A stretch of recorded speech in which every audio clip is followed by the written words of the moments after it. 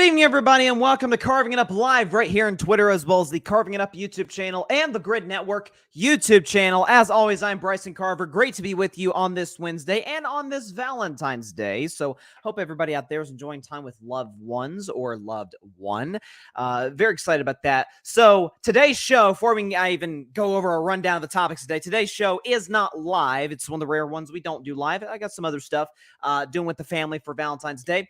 But as I always say, if there's anything that's happened between the time I'm recording and the time the show's airing, and I'm recording a little before 2 p.m. Eastern Standard Time, so about 4 hours-ish before the show is going to air, if there's anything that's happened in the world of sports, I'm aware, just not the time you're currently watching me. So a lot to get into today, though. So this is a fun show for me because I got not one but two Golden State Warriors topics.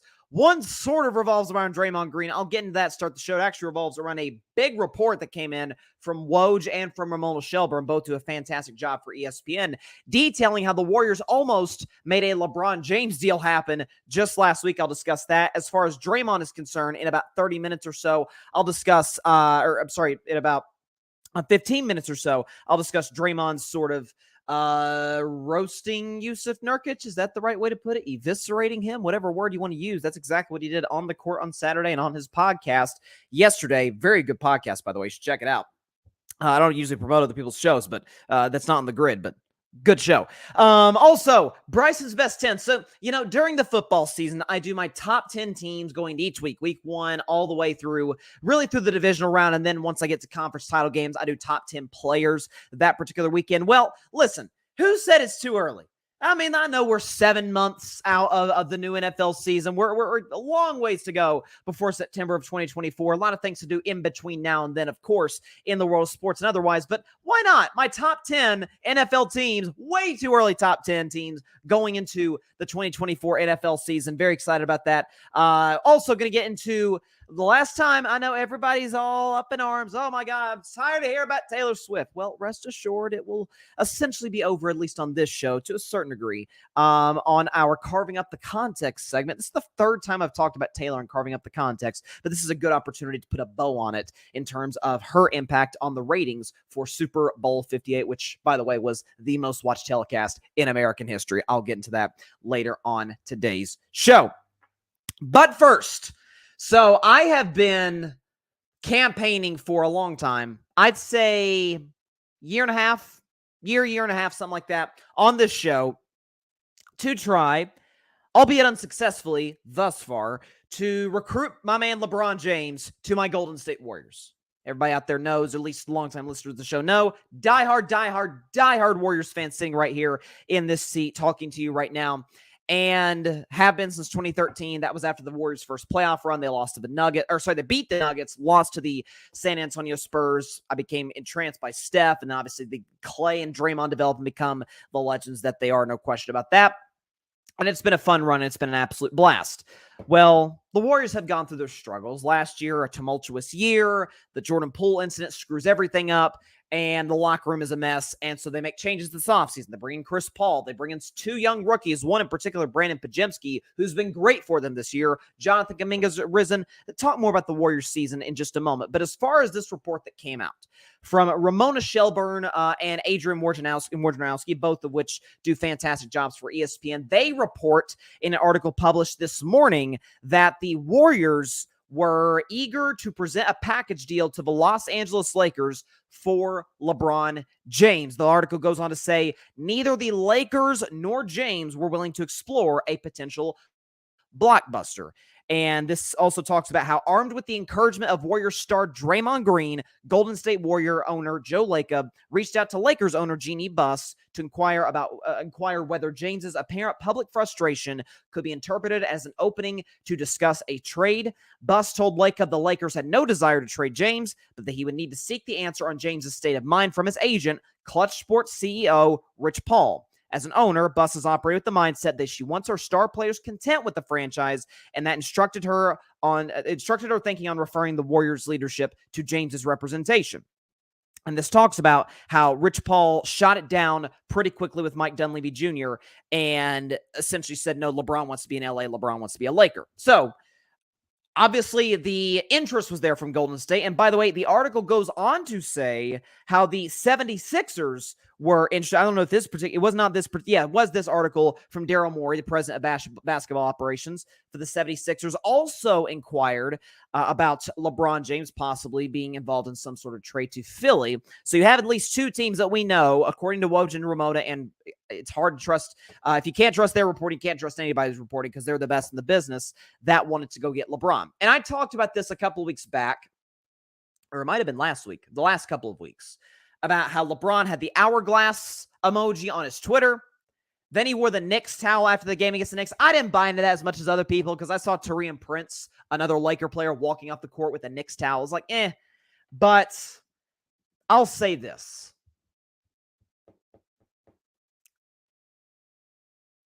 I'm not totally shocked that LeBron turned this down because ultimately, and props to Jeannie Buss for saying, I mean, we want to keep him, but you'll have to reach out to him, see what he thinks, see what Rich Paul thinks. And it goes to what I was talking about with LeBron a couple weeks ago and why I thought it was possible he could leave LA, not even necessarily just for my Warriors, but elsewhere in general to a more to a team that's got more of an opportunity to contend the Lakers, albeit I do believe the Lakers are contenders out of the Western Conference. I do believe that.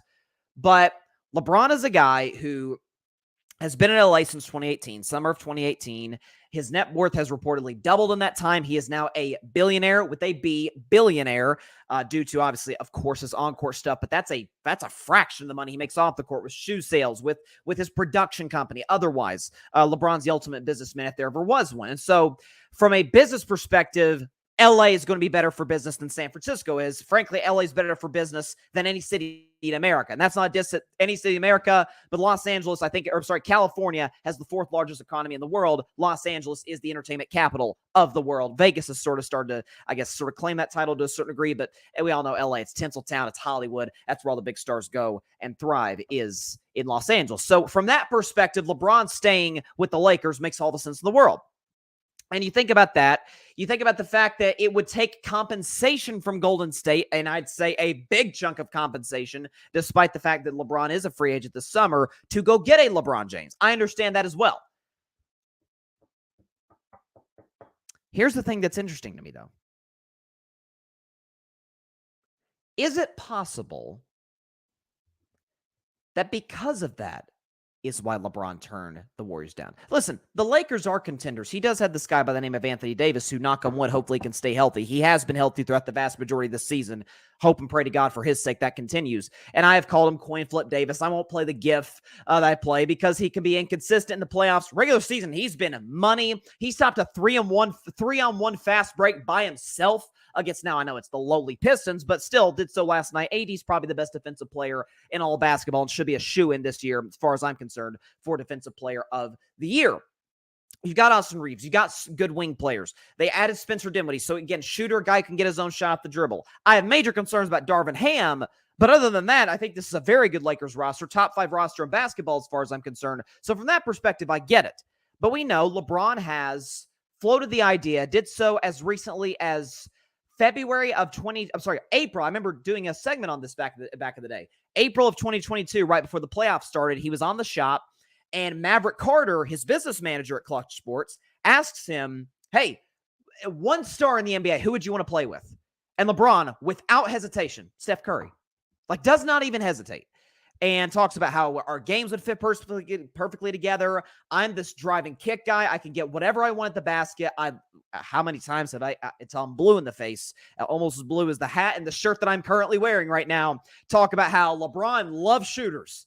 Well, that Steph guy, if there's anything that he can do at the most elite level humanly imaginable, it is shoot the basketball. So from that perspective, I think they'd be a flawless fit, a seamless fit, and I think would go on to do very, very great things in the National Basketball Association in terms of title contention and otherwise. And so could it be LeBron's going to say, let's see if this Lakers thing works one more year.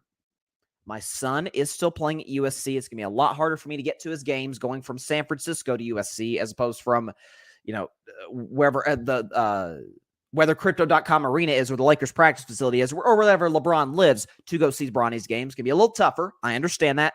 Bronny's in college. LeBron never went to college because he was drafted number 1 by the Cavs. He wants to sort of experience that through his son. Understandable, as any parent in that scenario would probably want to do. But is LeBron of the mindset that I'm going to try this Lakers thing out one more time, see what we can do. We came close last year, got to the conference finals. I know we got swept by Denver, but a couple of those games, especially games 2 and 4, game 4, LeBron was awesome. Almost had a triple-double. I think it was like almost a 40-point triple-double. Played all but 4 seconds in the game and just came up short to a better Nuggets team. We came close. If Denver sniffs us out again, if somebody else sniffs us out again, then we probably kind of reached our peak. We got a title in 2020. It's not, despite what geniuses on the internet said, that's a legitimate title because everybody was in the bubble and the Lakers came out on top when it was all said and done. And so all that considered, if it doesn't work, LeBron's a free agent. And Golden State doesn't have to give up anything, any compensation other than cold, hard cash to bring LeBron in. Yes, he will be in year 22. Yes, he will be turning 40 that season, but have you watched LeBron James? Has he shown any indication of slowing down? He's averaging about 25 a game, shooting well over 50% for the field, leading the team in assists, and I think he's got 7 or 8 rebounds a game this season and playing great defense. Does LeBron look like he's slowing down? If LeBron's your number 2 to your number 1 and Steph, that sounds fun. You say, Bryson, why are you posing that? Because I don't think the Warriors and Mike Dunleavy Jr., the new general manager, are going to sit back and say, well, we tried. We went after LeBron James. It just doesn't work. Oh, no. A report came out today. I'm sorry, not a report. Anthony Slater, who covers the Warriors for The Athletic, probably one of the best Warriors beat reporters out there, does a fantastic job. I'd love to have him on the show at some point. But he was on Sports Talk Radio in San Francisco talking about this. And he said, and I quote, this is from Anthony Slater, covers the Warriors for The Athletic. Quote, if LeBron has wandering eyes in the summer, or if Kevin Durant does, or if Paul George is going to be a free agent at this point, the Warriors will be in on that conversation because I think they want a legitimate star wing next to Steph Curry. Have I not been saying that for a while? Like, man, a guy on the wing who can defend, get his own shot next to Steph. Well, all of a sudden, you wouldn't have to give up anything. If LeBron's not interested now, listen, LeBron, and you say, Bryce, maybe you're reaching out the whole compensation thing. Folks, LeBron is the smartest basketball player I've ever seen in my life. And he is the most calculated decision maker that I've seen on and off the court in business. He knows these situations. He knows where the Warriors are at. He knows where Philadelphia is at. And I think LeBron would at least consider the Sixers to say, hey, one last run, pair me up with Embiid and Maxey, and let's go after a ring or two before I retire. I get that. But in Golden State, it's not a long move. He gets to stay on the West Coast. He's still in the state of California. By the way, he's going to play for Steve Kerr in the Olympics this summer. Okay, he's going to get to play with Steph in the Olympics this summer. We know how tight he is with Draymond Green. He'd be a great fit with Klay, who's a great shooter, who reportedly Klay Thompson wants to take a pay cut to stay with Golden State, which is some of the best news I've heard in months regarding Klay Thompson. Young core, Kuminga's only getting better. Wiggins is kind of a role guy at this point, but still an effective one. Well, all of a sudden, I think you have the best team in the Western Conference, including the Denver Nuggets, if that were to occur. If you have to give up nothing to get LeBron James, Kevin Durant, you would. And I've recruited Kevin Durant to try to get him back to Golden State since the summer of 2022. Although after some recent comments by Draymond, that might go down by the wayside. I'll talk about Draymond in the next segment. But I think that's more than possible. And Paul George, if Paul George is your fallback plan, okay, there are a lot worse options out there than Mr. Paul George. I'll say this. It's Valentine's Day, easy date to remember, February 14th. I'm going to say this right now and come back to this midsummer, June, July. Next season, either LeBron, Durant, or Paul George, one of those three will be a Warrior to start next season. You can book it. You can book it. Steph is still at his peak. Draymond is not at his peak, but is still a 9 out of 10 of what his full potential. Have you watched Draymond Green as of late? About to talk about him. Clay's more of a role guy now. Just dropped 26 the other night. Looked pretty good. Kerr is still a top 3 coach in the NBA. Young guys are ascending. Podziemski, Kuminga. I mean, sounds like something to intrigue one LeBron James. See how this thing works out. Be able to stay close to your family. Like, LeBron's not the type of guy to uproot his family, move. And by the way, you know what else factors into with LeBron? I think he's never asked for a trade in his career, and he's fulfilled every single contract. Fulfilled the Cleveland contracts the first go-round, fulfilled the his contracts in Miami, did the same in Cleveland again, has done the same with the Lakers. He's a free agent this offseason. Makes sense. So, just telling you right now, the fact that Dunleavy Jr., GM of the Warriors, the fact that Joe Lacob, owner of the Warriors, made this kind of push tells me this is not the last chapter of this book. They're going to be aggressive trying to go get LeBron James this summer. Or Durant, or Paul George. If Paul George is the worst fallback option you can get, I'll take that. Okay, I worry about his health, but that's a legitimate concern. But Steph Curry, Paul George, Draymond Green, that's not a terrible trio. And Jonathan Kuminga, by the way, with Clay as a role guy.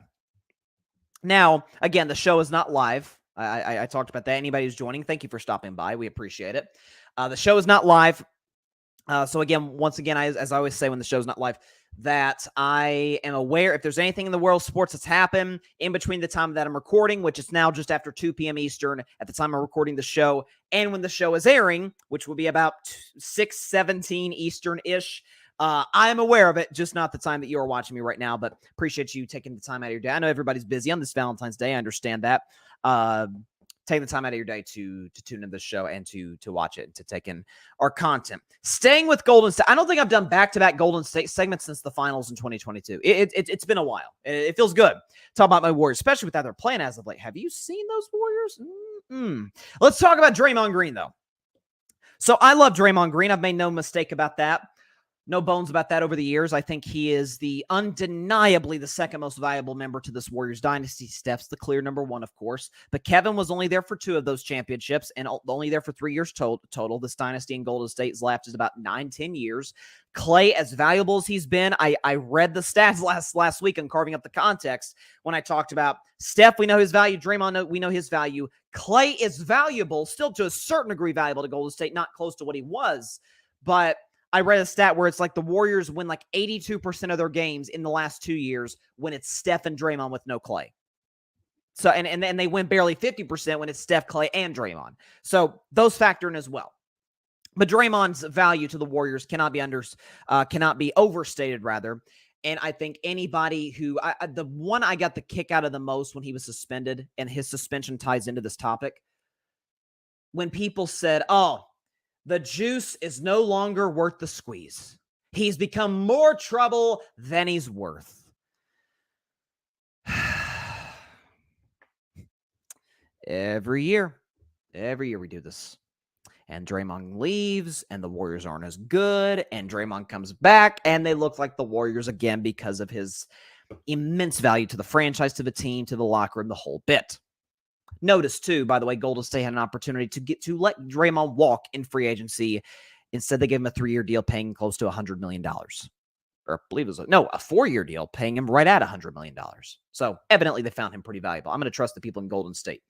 But Draymond was on his podcast yesterday, and he was talking about the Warriors win over the Jazz the night before, and then he discussed the Warriors win over Phoenix over the weekend, which I didn't talk about in Monday's show. It was a phenomenal game. Didn't talk about it on Monday because, Super Bowl. You got to focus on the Super Bowl. Day after the Super Bowl, NBA can go by the wayside that day, right?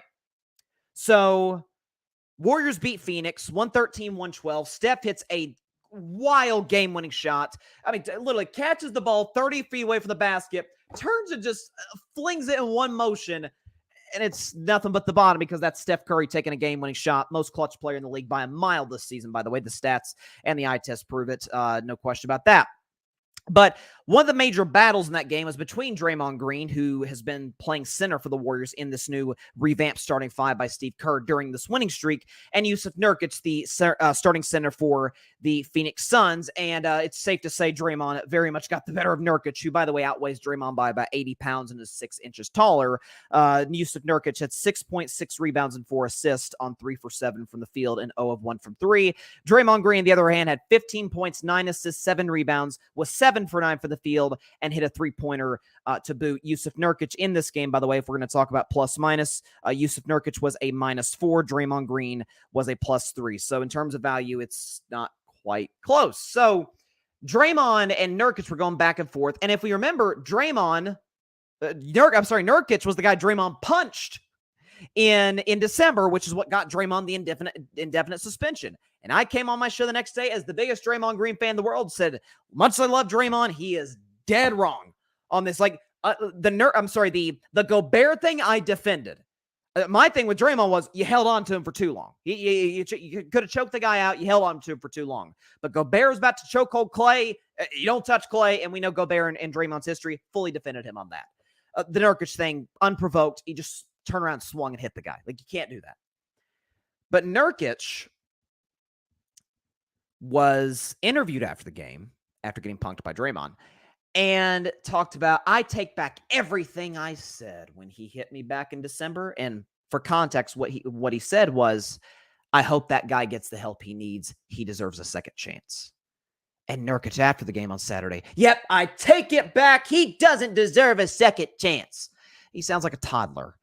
This is what Draymond Green said on his podcast yesterday regarding Jusuf Nurkic and Kevin Durant, who took some shots at Draymond as well. This is what Draymond said on his podcast, The Draymond Green Show. Take a listen.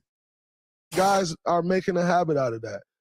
Him and Kevin questioned my character before, as if you go question somebody's character about a basketball game as if this not real life, as if that don't affect people's pockets. Like, I think all of it was really cowardly, if you want my honest opinion. Yeah, I did what I did. I take my stuff on the chin. We spoke about that.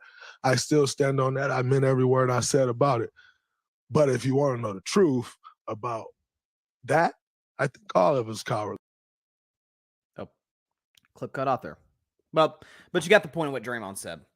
So he took a shot at Kevin Durant because Kevin, and I don't think Kevin had bad intentions of it, because I think Kevin Durant's a really good human being. Contrary to what the narrative is surrounding KD, everybody who's around Kevin says, like, good dude. Like, everybody likes Kevin, being around him. But when Kevin Durant talked about after the Draymond incident happened, like, I don't know if something's going on. I think he needs to get help, this and this and that. And Draymond, who owned up to his actions, did a whole podcast on it when he came back from suspension, took full accountability for it. Heck, took accountability for it, after the game was over against Phoenix, for what he did, for the flagrant 2 foul that he committed on Jusuf Nurkic. He did not appreciate, as he talked about in that show, what Durant said regarding, hey, he needs help. And basically Draymond said in this podcast, he went on to say, Kevin, you've got my number. You could not have just texted me. You could not have called me. You had to say that to the media. Something as that doesn't paint necessarily the greatest picture of me. We used to win championships together. We played together for 3 years. We're, by all accounts, still pretty tight. We were teammates in the Olympics in 2016 and in 2021, and that's what that really. So I'm 1,000% on Draymond Green's side here, and I love Kevin Durant. I've been a Kevin Durant guy for my whole life watching basketball, but Draymond's right in this in terms of what KD said, the tone in which he said it, and the fact that he said it publicly to the media without talking to Draymond first. The Nurkic thing is not even debatable in terms of where I'm at on Draymond Green. So what do I say often in this show? Longtime listeners know I have certain things that I repeat and can be applied to many different situations. One of them is 2 things can be true. On one hand, and I still say it, said it back in December, say it today, probably will never move off this. What Draymond did to Nurkic in Phoenix in December, he was 1,000% in the wrong on. Okay, your Nurkic is guarding Draymond. I think Draymond's posting him up a little bit, and Nurkic makes, minimal contact, if any. Draymond turns around, swings, clocks Nurkic in the jaw, and gets thrown out of the game. It's a flagrant 2, gets the indefinite suspension. I was in favor of all of it. I agreed with all of it. And Draymond was 1,000% wrong, said so that next day. But if you remember what I also said on that show back in December, what made this so frustrating is that people talk about, oh, you need to move off Draymond, like blah, blah, blah. I said, here's why I'm more frustrated than anybody. Because I know what Draymond still provides, and I know he's still valuable. If Draymond couldn't play anymore, just move off him. Who cares? You take the cap hit, you get him out of there. It's Draymond's still valuable, though. The Warriors are flatly not contenders or even sniffing contention without Draymond Green. And we saw that in the stretch that he was out. The Warriors were bottom 5 in the NBA in defensive efficiency. They have one of the worst records of the league, losing record.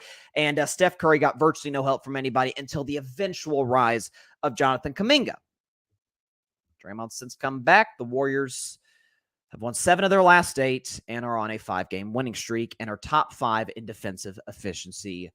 What do you know? Draymond is just as valuable now as he was at the height of the Warriors dynasty. And Nurkic, who's been shipped around the league. First Denver, then Portland, then Phoenix. Again, with a 80-pound advantage on Draymond and a 6-inch advantage, got outplayed from start to finish. And at one point in the game, had Steph Curry on a post-up. Now, I've defended Steph in the sense that he's not as bad of a defender as folks give him credit for. You know, it's not just a guy. It's not like Luka. You just go by Luka. Luka doesn't play any defense. Steph at least tries on defense. He's 6'3". There's only so much the guy can do. You know, he's not going to lock up your best point guard. It's just not going to happen. It's not Steph. He had Steph Curry on a post-up who he weighs by, 100 pounds. And he kicked it out. He backed Steph down. There was no help. Draymond wasn't coming to help. Nobody for Golden State was coming to help. Steph was guarding him. 1-on-1, down low in the post. Steph 6'3", Nurkic is 7 feet. Steph is, what are we going to give him? He's put on some muscle as of late. 195-ish. That's fair. Nurkic is about 300 pounds, and because he's soft. He's a soft basketball player. And Draymond referred to him throughout the podcast as the little guy, which it's kind of ironic because Draymond is a much smaller guy, stature-wise, physique-wise than Nurkic is, and punked him throughout the entirety of that basketball game. Fact of the matter is, the incident from December still lives rent-free in Jusuf Nurkic's head. He tried to get in Draymond's head, and by virtue of doing so, got in his own head, and Draymond outplayed him from start to finish. But it's also worth noting, again, I discussed how the Warriors are top 5 in defensive efficiency, top 5 in offensive efficiency, and have won 7 of their last 8, 5 in a row. I think it is safe to say that reports, including on this very show that you are watching and listening to, reports of the Warriors' demise were greatly, greatly exaggerated. It would appear, by when I'm seeing on the court with my own 2 eyes, that the Warriors are back in business. I'm just telling you right now, I've said this from the start of the season, Denver is the clear favorite out west. I don't think any of us will be shocked if they're in the NBA Finals in 4 months. None of us will be shocked. After that, it is wide open. Sacramento can't guard anybody. Phoenix, the Nurkic thing, but also Phoenix has had struggles with their top 3 guys staying healthy, particularly KD and Bradley Beal. Oklahoma City, I love Oklahoma City's future, and I love Shea. They feel a little young. Minnesota, don't trust them outside of Anthony Edwards. Don't trust Cat. Don't trust Chris Finch, their head coach. Don't trust anybody outside of Mike Conley and Anthony Edwards. That's it. Okay, so Minnesota, don't really take them seriously. You look down the standings. Clippers, are we really going to do this on the Clippers again? We're gonna believe in James Harden going into the playoffs despite being the most notorious playoff disappointment we've ever seen. I don't think that's hyperbole. Lakers, I think they're contenders, so put them aside. We'll say the Warriors, Lakers are playing much better as of late, are kind of on similar footing. Like, I think in many ways for Golden State, what I think part of the issue was? It wasn't just that Draymond was out.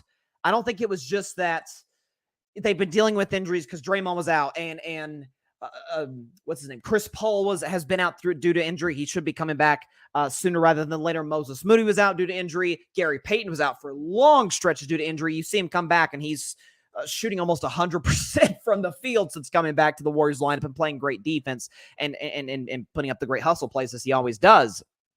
But I think it's a lot of the young guys, and the Warriors are a young team in many aspects, or many respects, I should say.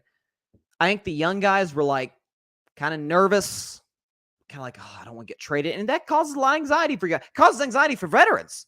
Like when you're getting close to trade deadline, it's kind of wearing on you like, God, I'm going to get traded. I'm going to get traded. Please tell me I'm not going to get traded. Only guy the Warriors traded was Corey Joseph, who, Dub Nation, back me up on this.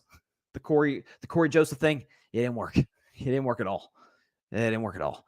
But there you go. I mean, you've had guys like freaking Lester Quinones step up. I mean, yeah, Lester Quinones is reminding me of like a Jordan Poole, but is actually good at basketball. Like that's like, there's some similarities there in terms of their style. But again, one can play defense, one can shoot, and one can get his own shot off the dribble. But I'll guarantee this, and I picked the Warriors to win the finals before the season started because of the addition of Chris Paul, getting Poole out of the locker room, contract year for Clay. I thought he'd step up. That has not worked out through the vast majority of the season. And Steph is Steph, second best player in the world. I will guarantee this. They will be in the Western Conference Finals. Minimum. Health, assuming health, knock on wood, assuming health. The Warriors will be in the Western Conference Finals. Minimum. Don't trust Denver. I'm sorry, I do trust Denver. Denver's awesome. Don't trust Oklahoma City because of youth. Don't trust Minnesota because their playoff resumes, which are virtually non-existent in some areas. Sacramento can't guard anybody. Phoenix, I worry about the health of their stars and their depth. Who else we got? Clippers, stop. Kawhi can't stay healthy. Paul George has struggled with health. Harden is awful in the playoffs, notoriously. It's not going to work. And I love Ty Lue, and Westbrook's been good in his role. It's not going to work.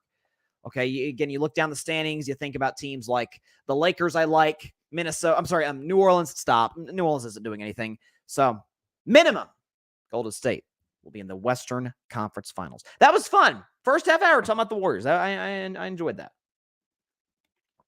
I really did. Now, shifting, you could tell, the football season's over.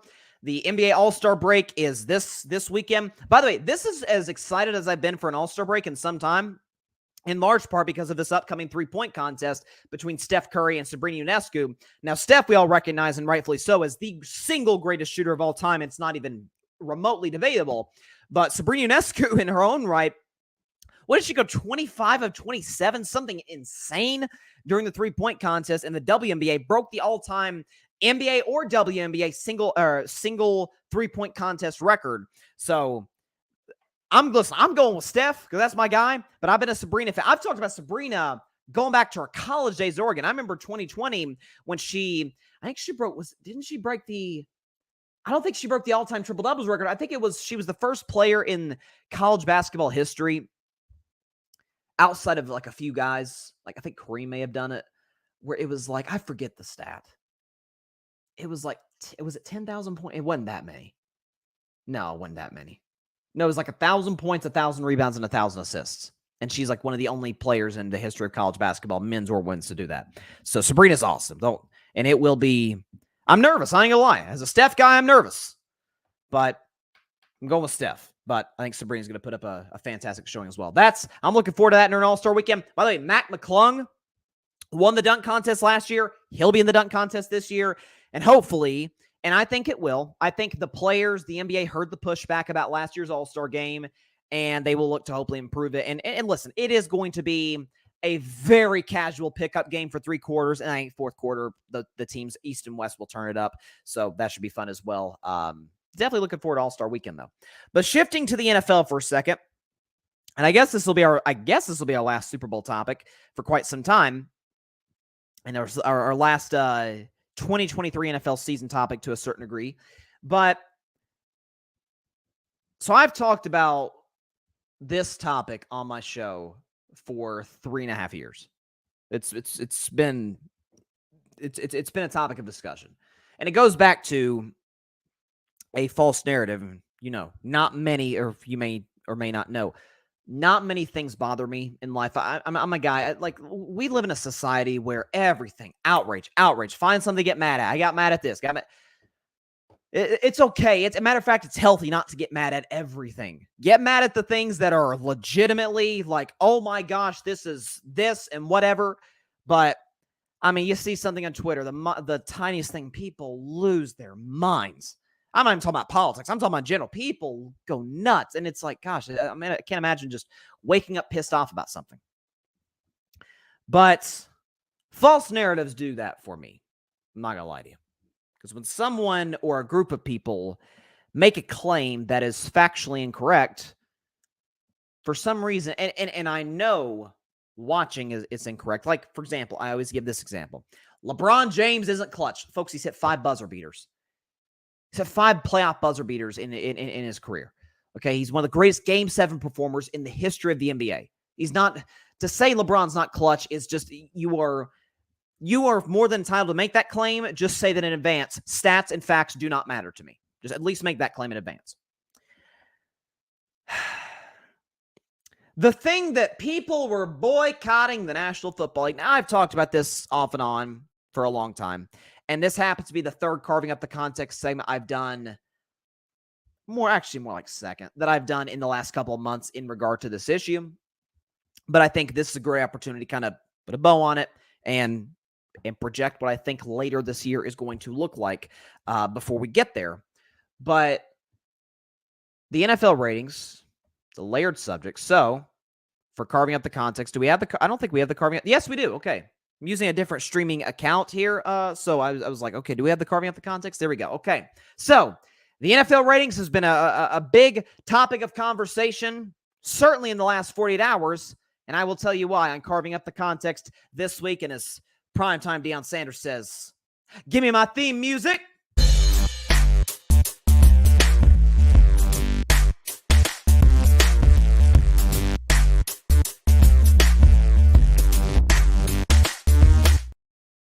On this week's edition of Carving Up the Context, we have some news that was first broken by Adam Schefter, who got this from CBS Sports, and others have dug more into this information and got more out of it.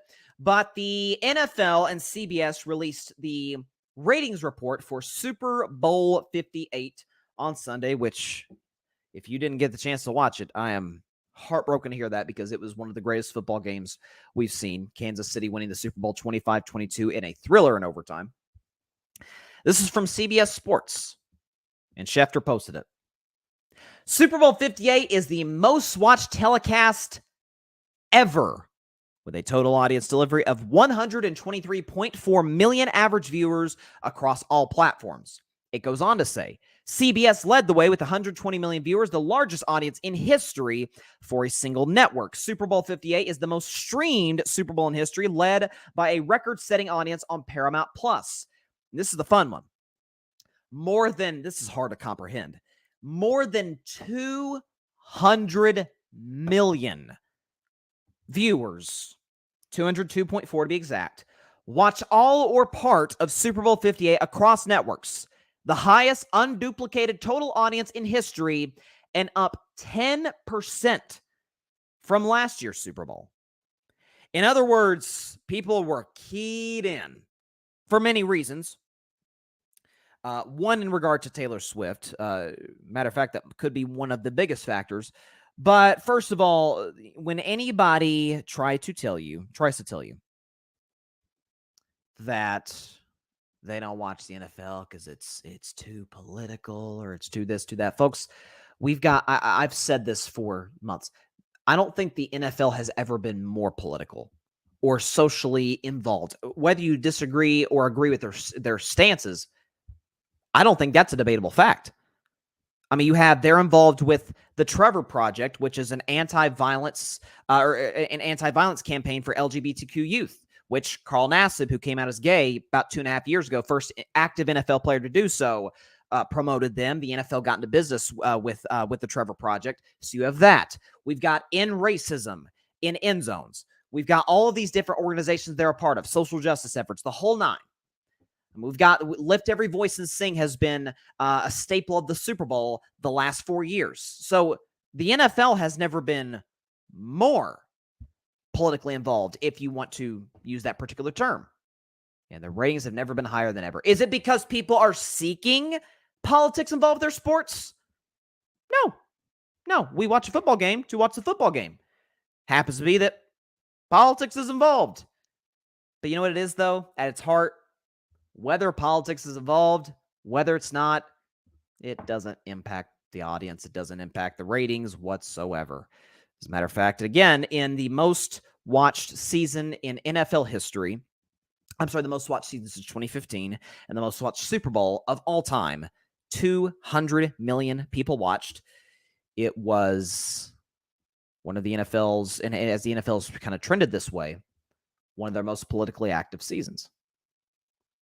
Now, for Taylor Swift, anybody ever heard of Taylor Swift? I've heard she's kind of a big star. She's dating Travis Kelce, as we all know.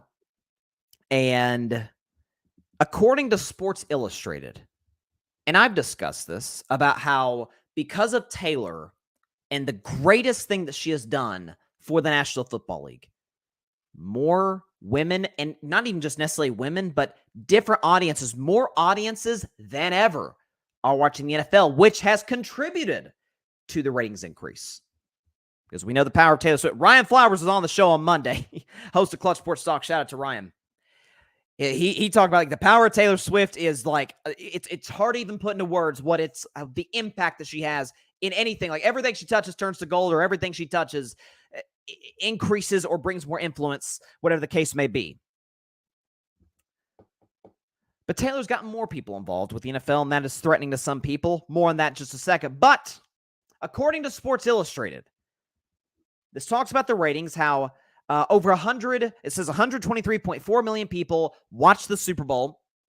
It was the most streamed Super Bowl ever, and in totality, 202 million people watched the game.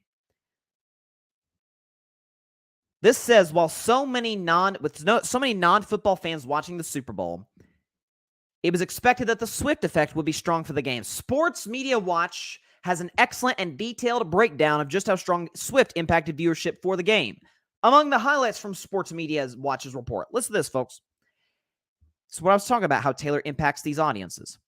In women ages 18 to 24, this year's Super Bowl viewership was up 24% from last year's Super Bowl. In girls aged 12 to 17, this year's Super Bowl viewership was up 11% from a year ago. Women and men ages 18 to 24 and girls ages 12 to 17 combined accounted for nearly 2 million more viewers for this year's Super Bowl versus last year's. I want to repeat that. By these two groups alone, women and men ages 18 to 24 and girls ages 12 to 17 combined accounted for nearly 2 million more viewers for this year's Super Bowl versus last year. So again, not only is Taylor Swift not the nuisance, I'm tired of seeing Taylor Swift on television. Not only is she not a nuisance or annoying the whole bit, again, she was on screen for 54 seconds during the game. She's been one of the greatest, I don't know if asset is the right word, but one of the greatest human beings to ever be involved with the National Football League in terms of its growth that we've ever seen. Ever. Because we know Taylor moves the needle unlike anybody. I mean, you see, not to dive too deep into politics, but neither side, and we know Taylor leans liberal, she leans left, neither side will ever so much as think, I'm talking about major candidates here, will not attack her, criticize her, go after the Swifties. They will not do it because they know the power that she brings and the influence that she provides. Now, again, this goes to a conversation I had about Taylor a couple weeks back on Carving Up the Context about how the only people who are genuinely bothered by this whole story, the Taylor Swift situation, are insecure men, which just the fact of the matter, because if you're threatened by more women and more girls and more young people watching the game, what does that say about you? What does it say about your life? Because keep in mind this, to those that are really bothered by this. Maybe you have a wife, a girlfriend, You certainly have a mother. Those who are, of course, still with us have a mother, sisters, women in your life, and they're watching you because we all watch people in our personal lives. We're like, people act like, they can just get away with stuff. Nobody knows. People are watching. And the women in your life are watching you, be it significant other, mom, daughters, sisters, whatever the case may be. They're watching you. And if you are bothered by Taylor Swift, if someone of that power and influence bothers you that much, what does that say about your view, dare I say, of them and how much power and influence you would like? I don't feel like that's a reach. I think we need to talk about an individual who is a positive influence for young girls and young women, who does incredible charitable things. I mean, I read today that every tour stop she had on her Eras tour, and this in general in the past, she'll quietly donate massive amounts of money to food banks. So she's freaking feeding the hungry on every tour stop she has. She's very charitable. She's not getting into trouble. She's just dating one of the most famous football players, one of the greatest football players we've seen, certainly at least in the modern era, who just won the Super Bowl. So a little bit of a shorter, I guess, episode or edition of Carving Up the Context, but the ratings are better than they've ever been. Now, Taylor has a massive, massive contribution to that, is a massive contribution to that. But it's also, people say, I don't want my politics and my sports. I don't doubt that. I don't. But it doesn't stop you from watching. I see the ratings. We all do. It doesn't stop anybody from watching. However, this will be my last point. This is an election year. One that has, I saw Jon Stewart come back to the Daily Show the other day, and he was talking about this, how nobody is really looking forward to it at all. And I second that. I don't think anybody, regardless of how you lean, is excited about this year's election. But nonetheless, that's the candidates we've got. And the ratings, assuming, now the Taylor Swift component may negate this. So that's kind of the wild card that, like, let's see, if again, assuming she's still with Travis and whatever the relationship is at that point, by the time next season starts, that's something you got to factor in as well. But in general, if the ratings come down, and frankly, assuming the Taylor effect doesn't take hold, and it very well could, but if it doesn't, I could very well see the NFL ratings coming down just like they do every single election year, like they did in 2012 and in 2016 and in 2020, because we're focused on who's going to be the most powerful individual in the world for the next 4 years. It's kind of important. Not that sports isn't, but we understand. People get riled up about sports. People get tribal about sports. Not the way they do politics. Not the way they do politics. People are, man, they cling to their candidate or their beliefs with every fiber of their being. Again, not that you shouldn't be passionate about it. I encourage anybody to get out there and vote. By the way, that's something Taylor does as well. He encourages young people to vote. So another check in the Taylor column. But if they come down, it's because it's an election. Because it came down in 12 from 11. It came down in 16 from 15. It came down in 20 from 19. Just putting that out there for when the pundits and the know-it-alls come out and say, nobody cares about the NFL. Keep politics out of sports. Politics has always been involved with sports, and now more than ever, and the ratings have never been higher. And it's not because people want more politics. It's that people really don't care one way or the other. They're there for the game, and that's what the NFL provides, with a few side stories. Taylor Swift, I don't think side story is necessarily the term to use. She's a pretty big one, but that's where that is. So, next week's edition of Carving Out the Context, the NFL ratings have never been better. And I couldn't have told you the Taylor Swift thing was going to be a case. None of us could have predicted that, but I could have told you this because I did back in 2020. It's fine if you don't want politics and sports. There's nothing wrong with that. I get that. Because, like, sports, and I always say sports and music are America's ways of unison and escaping from the terrible things going on in the real world. It's the two things, music, because we all know the songs of a particular artist, and sports especially. It's 100, like if it's a football stadium, or at least I'm a Vols fan, Neyland Stadium, 100,000 people crammed in, breathing on each other, some people maybe gambling on the game, the whole bit, that are rooting for the same common cause, and we unite through it. Any sporting event, that's the case. That's one of the things I love so much about sports and hate so much about politics, is that there is nothing even close to as divisive as our current political environment and how things are run. And sports and music provide the opposite of that. But if politics are involved, doesn't cause any impact in the ratings at all.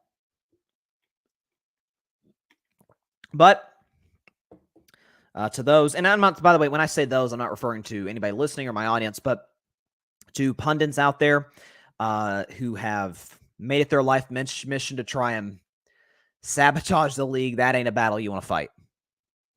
Again, it's a little bit Taylor Swift-esque. Like, notice again, these major politicians, one in particular, I won't name names, but one in particular, this person's not running for president, by the way, but one in particular who is currently in the United States Senate, who Taylor Swift came out strong against in 2018 when she was running. And well, now you know it's a she. That kind of narrows it down.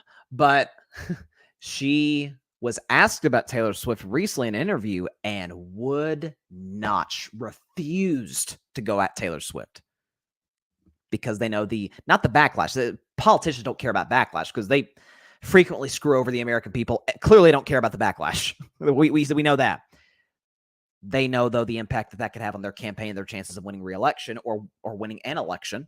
So, listen, these politicians may not appear the smartest all the time. They're not dumb. They're very calculated. There's no question about that.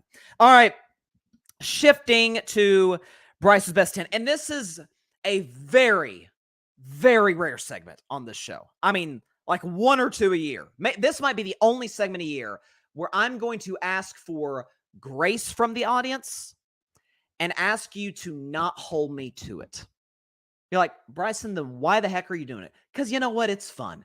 And football's over, and we won't have it. We got Spring League, the UFL with the Rocks League, and with the XFL, USFL merged. So I think that'll be fun. But no NFL football, no college football till late August, no NFL football until after Labor Day. So we got a lot of time to fill in with NFL topics and draft and free agency, combine even. A lot of stuff to talk about. Training camp later on this summer.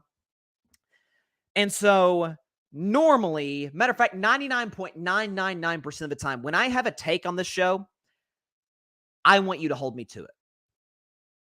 I want you, the listener or the viewer, to hold me to it.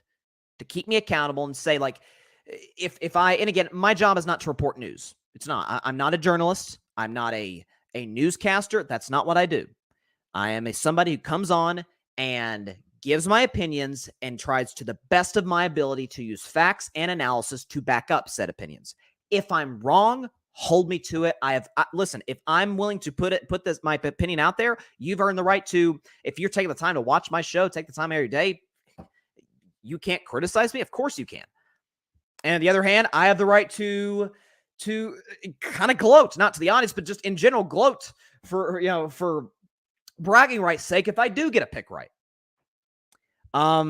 This is the one segment where I don't want either to happen. I don't want to get praised. I don't want to get ripped. My way too early,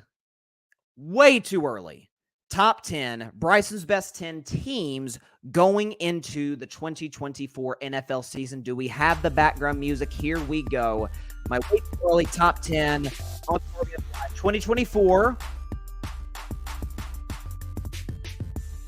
At number 10, the 10th best team, way too early. Don't hold me to it. Going into 2024 is the Los Angeles Chargers. The Chargers are the 10th best team in my way too early list going into the 2024 season, and here's why. So the Chargers are the only team that I have on this list currently that I did not have on Bryce's Best 10 all of last season. You're like, well, duh, the Chargers won 5 games. Even when they were early in the season, we talk about the talent and Herbert and the whole bit, like, oh, watch out for the Chargers. Never bought into them because of Brandon Staley. Didn't care what the talent was. I'm a massive Herbert fan. Didn't care. Brandon Staley's the coach.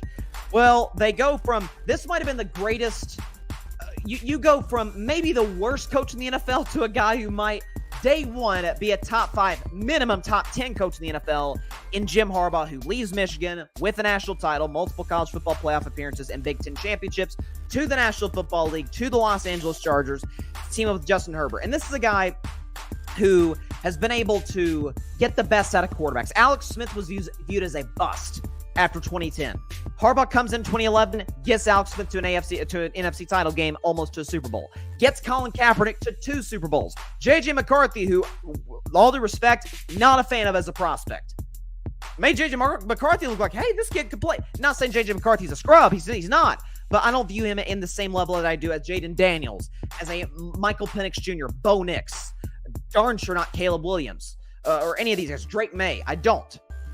Jim Harbaugh's been able to get the most out of his quarterback. So what is he going to do with Justin Herbert, who set virtually every rookie record imaginable as his rookie in 2020 and has maintained his, if you look at his stats, that level of excellence? He'll go from Kellen Moore to Jim Harbaugh. Oh my goodness, with the roster they have, we'll see if they bring back Austin Eckler, young talent. Watch out for the Chargers in 2024. The Chargers, my way too early list, are the 10th best team going into 2024 in the National Football League. At number 9, it is the Green Bay Packers. The Packers are the 9th best team on my way too early top 10 list going into the 2024 season, and here is why. So, listen, Green Bay has about as much momentum as any team who lost the divisional round going into next year, okay? The fact of the matter is, Matt LaFleur was a guy I had a lot of skepticism on for his first 4 years in the league. That's mostly, outside of situational things, that's mostly gone. Okay, he's able to develop a young quarterback in Jordan Love who looked like a bum the first half of the season. Second half of the year is arguably the best quarterback in the sport. 14 touchdowns. I believe it was 14 touchdowns, 20 touchdowns, 1 pick. Did throw the 2 interceptions against San Francisco. That did hurt them in that playoff game. But Green Bay, the youngest playoff team since the 1974 Buffalo Bills, they go into Dallas and stop the Cowboys as a touchdown underdog.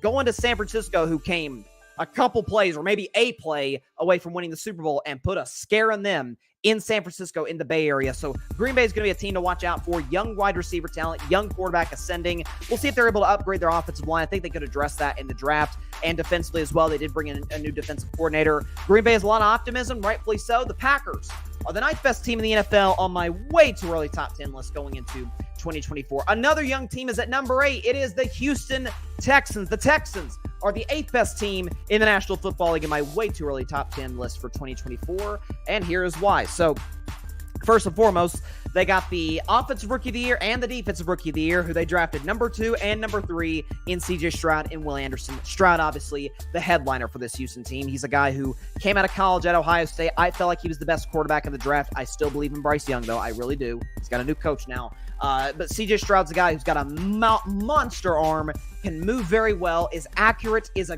great decision maker, stepped in as a rookie and looks like he was a 10-year vet. I mean, just poised, confident, comfortable, can make all the throws of the book. This Houston offensive line, not great. Again, kind of like Green Bay, could use some upgrade this offseason, but they've got the wideouts. They've got Tank Dell. They've got Nico Collins. Dalton Schultz, the tight end. Defensively, Will Anderson. Stingley Jr., the corner, had a great season for them.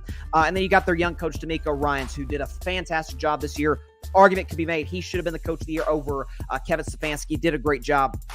Has been able, and by the way, the young offensive coordinator, the guy, I think Slovis, I think is his name. I could be wrong on that. Is the offensive coordinator for the Houston Texans. Did a great job for this football team. But D'Amico Ryans has these guys ready to play week in, week out. They win the playoff game in dominant fashion over Cleveland. Fell short to a better and more superior Baltimore Ravens team. We'll see if they're able to build off that momentum. They understandably are the favorites to win the AFC South, although I do believe in Trevor Lawrence and the Jacksonville Jaguars. The Texans are the 8th best team in the NFL in my way too early 2024 rankings list. At number 7, a team that I had at number 1 for a lot of the year, but I think could take a step back.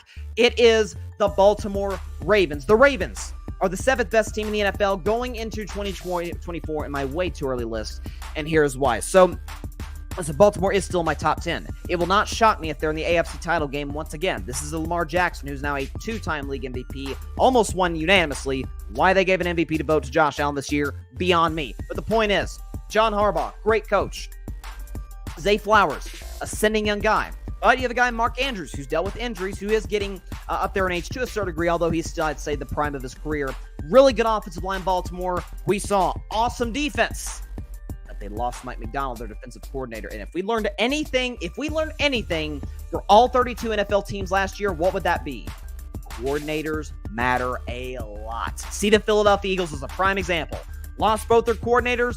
Offense was great first half, collapsed in the second half. Defense was straight trash from start to finish. Coordinators mean the world. They lose their coordinator, McDonald, to the Seattle Seahawks, who became their head coach. John Harbaugh's still a great coach. Game planning was odd against Kansas City. Lamar Jackson, I think, is the third best quarterback in the sport, a third or fourth, somewhere in that category. But still a very talented Ravens team. No reason for them to not get back to the AFC title game. I just feel like Odell's going to be gone in all likelihood. They lost their best coordinator. That could impact them. The Ravens are the 7th best team in my way too early list for 2024. At number 6, it is the Cincinnati Bengals. The Bengals are the 6th best team in the National Football League going into 2024.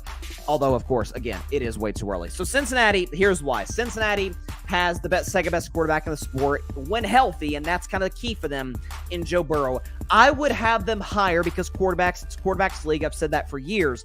I would have them higher, but I have major concerns about some of the guys they could lose in free agency. We're talking about T. Higgins. We're talking about Tyler Boyd. We're talking about DJ Reader, Chidobe Awuzie. Key players on offense and on defense that they could lose. They have a great coordinator, Lou Marino, but their offensive coordinator, Callahan, left to become the head coach of the Tennessee Titans. So again, another really young, talented team, well coached, but lost one of their best coordinators to a team. The Tennessee Titans hiring him to be their new head coach. I still believe in Burrow. The Cincinnati offensive line. Look, the Bengals front office has tried. They tried the free agent route. They've tried the trades, tried to bring in guys to upgrade them. It just hasn't worked. Okay, so I could see them being aggressive this year in the draft. The weapons were there. Jamar Chase, the whole bit. Really being aggressive this draft, maybe picking up a couple of linemen potentially. I could see them drafting a guy, maybe trading back into the first round or trading up and getting a guy. There's some really good tackles this year coming out of the Big Ten, as there always is. So I could see them bringing a guy like that in Cincinnati, Ohio. It is Big Ten country. So I could see that potentially being a factor. But Cincinnati, I feel like, is one of the biggest threats to Kansas City just in terms of they've got the confidence because they've done it before. They almost did it again. Heck, they put scares in Kansas City this year with no Burrow. So it's still a really young, talented team. I would have them a top 5 if not for some of the guys I fear that they could lose. The Bengals, in my way too early list, are at number 6. Back to the NFC at number 5, it is the Los Angeles Rams. The Rams, in my way too early list, are the 5th best team in the National Football League, and here's why. So it all comes down kind of similar to Cincinnati, but more so, or not more so. I think they're more talented than Cincinnati. It comes down to the help of Matthew Stafford.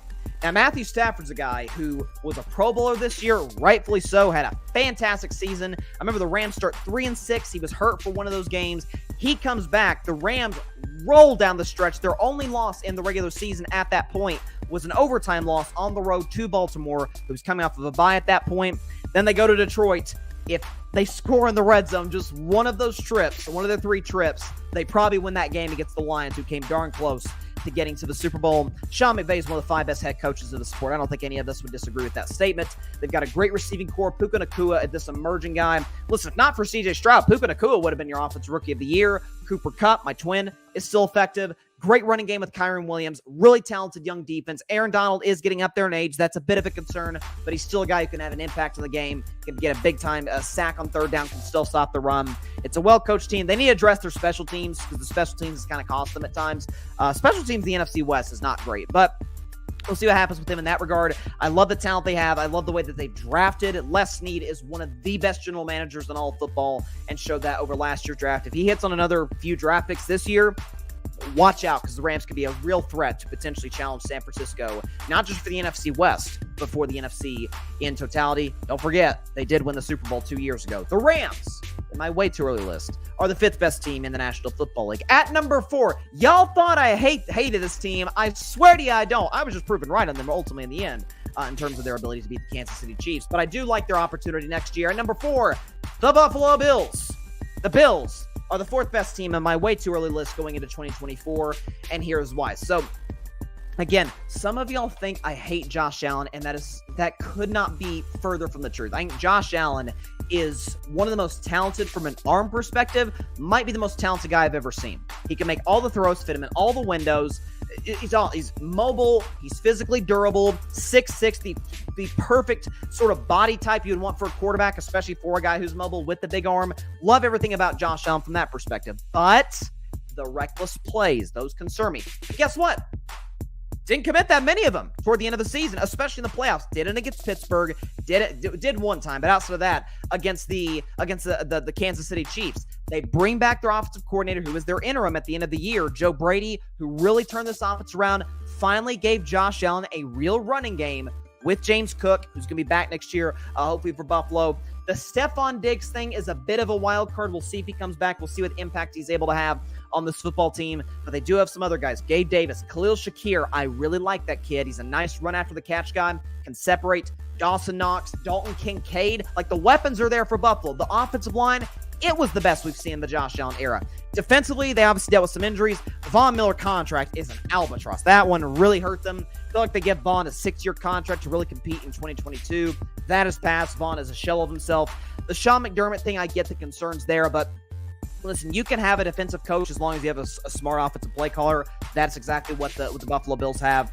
They have a chance to beat Kansas City. They almost did this year, but the Chiefs obviously have the far better quarterback. And by the way, far better quarterback than the rest of the league. And Josh Allen's amazing, of course. But the Bills, the fourth best team in my way too early list going into 2024. At number 3, it's a team I loved all season long. It is the Detroit Lions. The Lions are the third best team in the National Football League in my way too early list. And here is why. So Detroit is...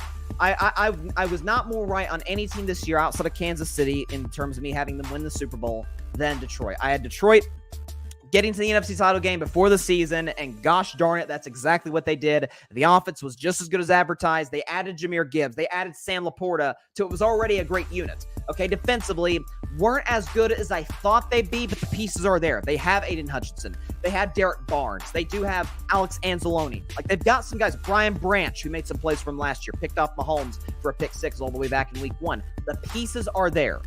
If there's any general manager I trust to make these decisions to bring in more talent, it's Brad Holmes, the general manager of the Lions, who has aced the last 3 drafts. A+ across the board. 21, 22, 23. We'll see what he does in about 2.5 months in the draft this year. Dan Campbell, we know he's a great coach, and them keeping Ben Johnson was massive. Well, it was the biggest retainment of a key cog in a great team that we saw all offseason long. We still have more offseason to go, of course. This is kind of the beginning of it, but that was huge. Him not taking a head coaching job in Washington or Seattle, staying in Detroit, wanting to win a Super Bowl with the guys he's got there. Love everything about this Lions team. If this defense is top 15, oh my gosh, watch the heck out, San Francisco. Watch out, Rams. Watch out, everybody in the NFC. At that point, the Lions will be a coming. The Lions are the third best team in the NFL in my way too early list. At number 2, the runner-up, the team that just lost the Super Bowl, the San Francisco 49ers. The Niners are the second best team in my way too early list, and here is why. So, listen, it's cliche, and at this point, of course, you know who number 1 is, but it's cliche. You have the winner number 1, you have the loser number 2. Of course. I don't think San Francisco is going to have a Super Bowl hangover. Knock on wood, everybody stays healthy, because Brock Purdy is still on the cheap. Okay, they still have Fred Warner. Dre Greenlaw, prayers for a quick recovery for him. Sucks the way he tore his Achilles. He should be back at some point, I would think, with this new surgery technology with the Achilles that came in a few years ago. I think will impact him in a very positive way. They still have Nick Bosa. They still have Eric Armstead. They still have Hufanga coming back from injury next year. That was a huge loss for them in the middle of this year. They have Deebo Samuel and George Kittle and Christian McCaffrey and Juwan Jennings. Now, the Ayuk thing seems to be a bit of a concern. Ayuk and his girlfriend have seemed to really put it out there. They don't really want to be in San Francisco, so that's a concern. But Purdy's on the cheap. You can maybe find a way to replace Ayuk in the draft should he leave.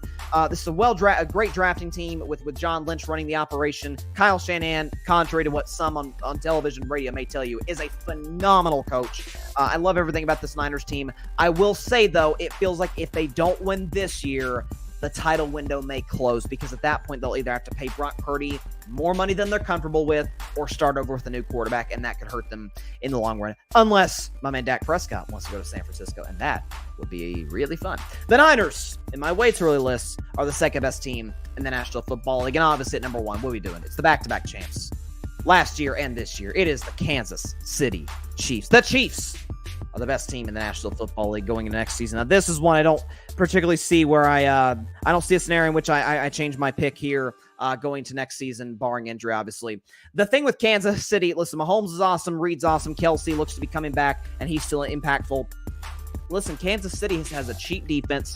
Now, keeping L'Jarius Sneed, and keeping Chris Jones is going to be, it's not going to be an easy chore, especially Chris Jones, who's going to command a payday. He was great in the playoffs, made some huge plays in that Super Bowl against the 49ers. Keeping him's not going to be easy. But if they do, and they're able to retain L'Jarius Sneed, everybody else defensively, dirt cheap. I can see Kansas City really being aggressive in the draft, trying to go out. Maybe they trade up again and try and get a receiver. Who knows? Maybe they trade up to number 2 and get Marvin Harrison Jr. That would be scary to pair him with Patrick Mahomes and Travis Kelce. But it's a well-run operation. Great general manager in Brett Veach. Great coach Reed. Great quarterback in Mahomes. Like, they're A+ in all of the areas that really matter. It's the best defense of the Mahomes era. No reason to believe they won't be great a season from now.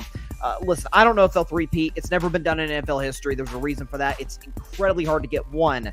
It's only 8 teams have done it twice. To get 3, I think only 8 teams have done it twice. To get to 3 would be one of the greatest feats in the history of the sport. So if Kansas City pulls it off, props to them. Keeping Chris Jones is going to be big. Keeping L'Jarius Sneed is important as well. If they're able to do that, no reason Kansas City, health permitting, can't go back-to-back. Knock on wood for health. Can't go back-to-back in 2024. The Chiefs, in my way too early list, are the best team in the National Football League. There you go. So go back on my list. And again, this is the one list, the one segment that I don't want to be held to. Just one. I can get one. But okay, let's go back over the list. My top 10 teams going into next year. Too early. I'll give it my final list, at least coming into the season, will be available this September. So stay tuned for that. But at number 10, I got the Chargers. Number 9, the Packers. At 8, Houston, followed by the Ravens, Bengals. Into the top 5, I got the Rams, Bills, Lions, 49ers, and of course, the back-to-back champ, Kansas City Chiefs. There you go. Fun show today.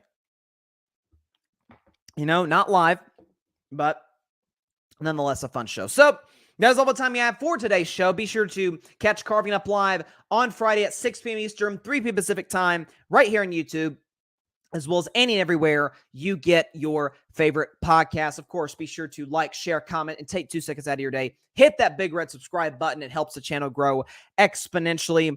It is Valentine's Day, so again, spend time with your loved ones or your loved one. Do some nice things. So I'm more talking to the men. Men, do something nice for your woman today, okay? You know, it's about them. Give them the best day you can. Stephen A. hit the nail on the head on first day, okay? It's about the women. Give them the best day that you could possibly give them, and show them how much you love them, because that is, of course, what this day is all about. And not just today, but every day, of course. Again, I will see y'all on Friday. Oh, of course, forgot to mention this. Almost forgot. Thank goodness. Be sure to go subscribe to the Grid Network. That is GRYD, the Grid Podcast Network, right here on YouTube, as well as any and everywhere you get your favorite podcasts, be it Apple Podcasts, Spotify, iHeartRadio, Google Podcasts, any and everywhere you get your favorite podcast. Check out the Grid Network and the Grid Network's website, where my man Patrick Brown writes some great content on there as well. I will see you Friday. A lot of NBA All-Star prediction talk, maybe some NFL stuff. We'll see what happens over the next 48 hours, but I will see you then. Stay safe out there, y'all. God bless y'all. Peace out. I'll tell you, those Warriors, conference finals minimum. Thanks so much for watching the show on YouTube, and be sure to go click that big red subscribe button and check out the other clips and full shows from Carving It Up Live, as well as our other incredible content creators here on the Grid Network.